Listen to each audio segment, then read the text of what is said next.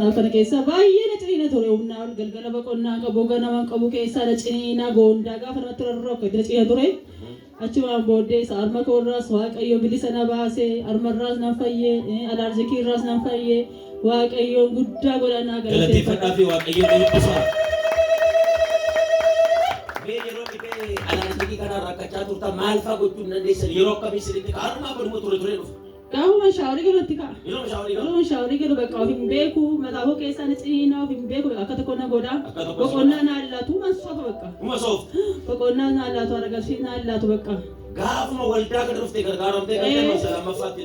Achi kan booddee siin dhufee nan gargaarame nan fayyee irraa na hiikee sarma koorraas na hiikee waaqayyo raajii kanarraas waaqayyo na hiikee. Ati fayyina kana duwwaa miti kan kee naan jettan gaafichamu. Achumaan booddee ati eebbii yommuu kaasee si bana muzeernaan eebbii gaafichaa kaasee santi naa barbeessisa waaqayyoon na galateeffadha. Galateeffadhaa fi waaqayyo. Dhibee kana duwwaa miti eebbii si gadhiifatu jira. Si jedhe gaaficha. Akkuma asitti waaqayyo sitti dubbate dhibee irraa fayyite. Alaarjikii irraa fayyite. Dhibee harmaa irraa fayyite. Akkasuma eebbii si gadhiifate. Ada keessa bitaa mirga ol kaasaa. Afuurattis fayyi, foonittis fayyi torban kana balballi siif haa banam. Afuura kee bitaa mirga namni amantu sirratti nan dubbadha. Nama amanteef nan dubbadha. Waaqayyo nama kana gidduu sii galaa dhuga baatii jabaa fidee dhufta. Ada keessa namooti fadha ammaa booddee jedha na duuka. Anii jedha. Nan jijjiirama jedha na duuka. Harka keessa mataa irratti reeba hoolichaaf galata jira.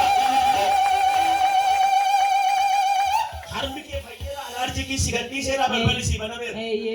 Galateeffadhaa fi mee namoota akka kee rakkina qaban dhibee garaagaraa rakkachaa kan jiran balballi itti cufamee kan jiru dhaamsa akkamii qaba?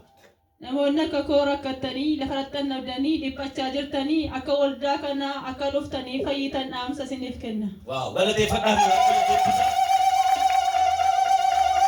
waaqayyo isa si gargaaree biraa hin hafiin bara baraan dhugaa baasuu ta'eef.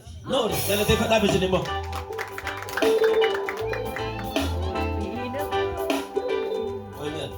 Galateeffadhaa mun deessistanii saama. Namatu fidee yeroo sanatti taasisanii waldaa kana dhufanii beekan kottu bakka fayyitan dhibee kanarraa alaarjikii waggaa 3 laala waggaa 3 shaaworii galtee inooksisaa. Mataatti gala nyaata rakkisaa kottuun fayyitaa jedhanii fidanii dhufan. Gaafa fidanii dhufan sagalee waaqayyo barsiiseera dheen ergin sagalee waaqayyo dubbadhee booda yeroo dhumaa gaafa sagalee waaqayyo dubbadhee fi turkustaaf akkana. Meebii sagalee waaqayyootiin namni yeroo dhuma sana gaafatti kadhattuuf hin fayya battaluma sanatti qilleensa gidduu galchuun barbaadu.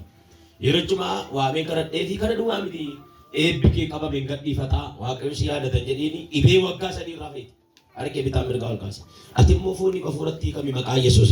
Ameen. Ol fuudhee gadi. Zakraa bahadii janii makraa badia.